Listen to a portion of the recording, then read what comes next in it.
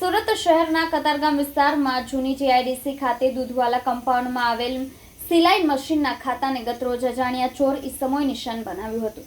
બે અજાણ્યા ચોર ઈસમો ખાતામાં પ્રવેશ કરી રાત્રિના સમયગાળા દરમિયાન ખાતામાં સૂતેલા કુલ 16 કારીગરોના મોબાઈલ ચોરી ફરાર થઈ ગયા હતા। બીજા દિવસે સવારે કારીગરોને પોતાના મોબાઈલ ચોરાયાની જાણ થતાં તેઓએ કતારગામ પોલીસને જાણ કરી હતી। પોલીસે ખાતાના માલિકની ફરિયાદ લઈ અજાણ્યા ચોર ઈસમો સામે ગુનો દાખલ કરી વધુ તપાસ હાથ ધરી છે। મળતી માહિતી પ્રમાણે મૂળ અમરેલી જિલ્લાના વતની અને હાલમાં સુરત રહેતા રણજીતભાઈ જયસુખભાઈ દુધાત સિલાઈ મશીનનું ખાતું ધરાવે છે।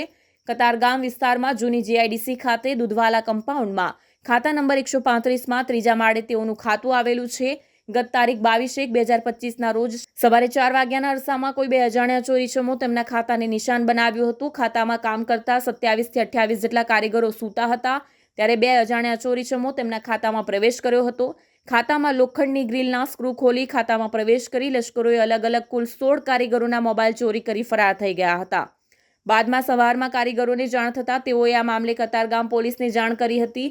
કતારગામ પોલીસે હાલ તો રણજીતભાઈની ફરિયાદને આધારે અજાણ્યા ચોર ઈસમો સામે ગુનો દાખલ કરી વધુ તપાસ હાથ ધરી છે।